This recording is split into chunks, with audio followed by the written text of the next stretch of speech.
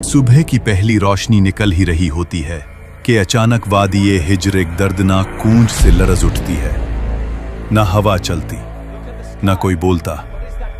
अचानक एक पहाड़ी चट्टान बीच से फट जाती है, धूल उठती है, रोशनी निकलती है और अंदर से एक अजीमोशन ऊँटनी निकलती है। लोग कांपकर पीछे हट जाते हैं। किसी निजाब के बाद हवा बिल्कुल खामोश थी। वादियों में सिर्फ टूटे हुए घर और हवा में अजाब का धुआं। बचे हुए लोग एक दूसरे को देखते हुए कहते, शुक्र है कि हमने हुद अलैहिस्सलाम की बात मानी।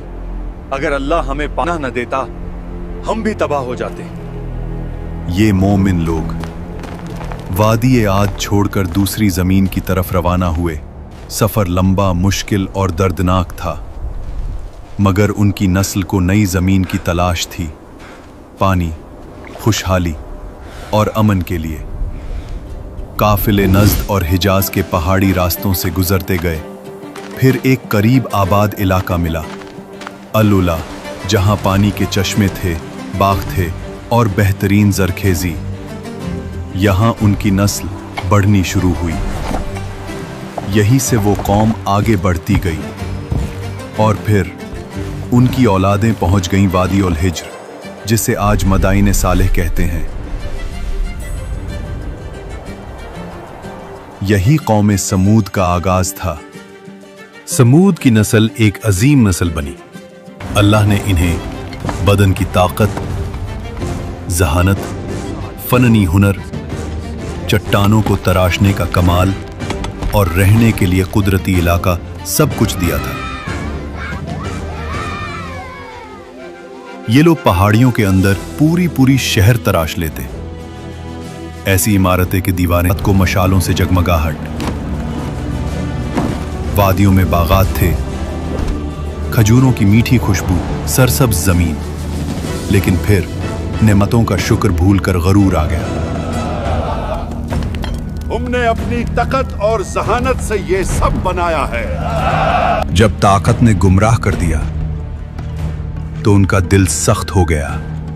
पहाड़ों में तराशे हुए बुतों को माबूद बना लिया। अल्लाह को भूलकर कुदरती ताकतों को पुकारने लगे। अये खुदा, हमें अजीम ताकत दे। अपनी ताकत, दौलत और पहाड़ तराशने की सलाहियत पर इतना गुरूर कहते, हमसे बड़ा कौन इस दुनिया में। कमजोर लोगों पर जब्र, उनका हक छीना और सरदारों की मर्जी को ही कानून समझना।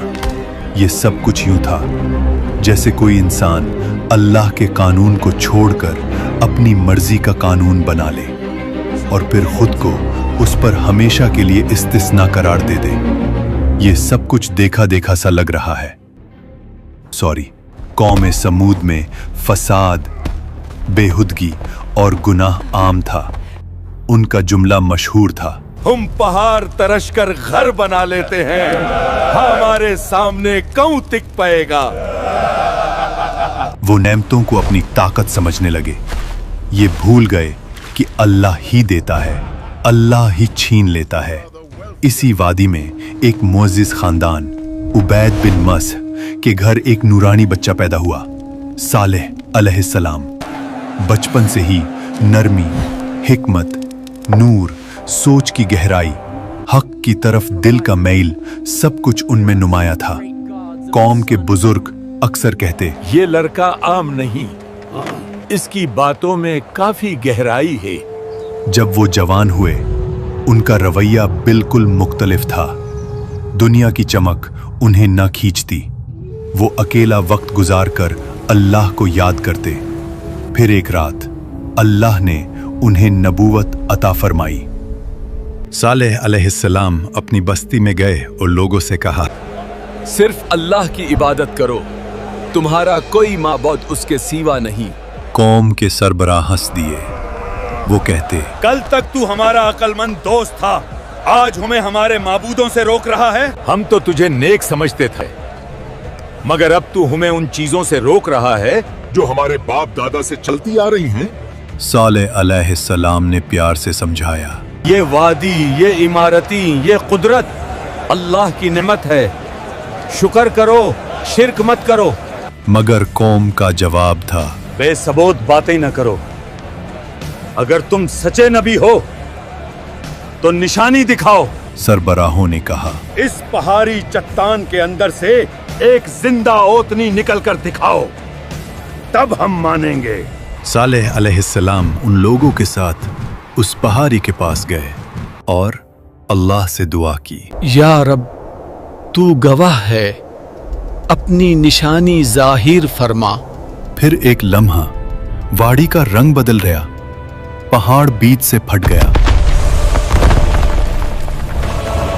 रोशनी की लहर ने सबको चौंका दिया और फिर एक अजीम ऊँटनी चट्टान से निकल आई। वो आम ऊँटनी नहीं थी। कुरान में इसे नाकतुल्लाह, अल्लाह की ऊँटनी, और आया एक निशानी कहा गया। उसकी हैबत, उसकी अजीमत, कौम की आंखों ने पहली दफा कुछ ऐसा देखा था। मोजिज़ा यहीं रुकता नहीं था। ऊँटनी वाड़ी के कुआं से पूरा दिन पानी पीती थी और पूरा कुआं खाली हो जाता था। लोग परेशान हो जाते, कुआं का सारा पानी खत्म हो गया। मगर अल्लाह ने इसका मुआवजा भी दिया था। अगला दिन पूरी कौम उसके दूध से सायर होती थी। इतना दूध के हर घर, हर जानवर, हर बच्चा, सबकी जरूरत पूरी होती। एक दिन ओतनी कुएं से पानी पिएगी तो उस दिन कोई भी उस कुएं से पानी नहीं पाएगा। और अगर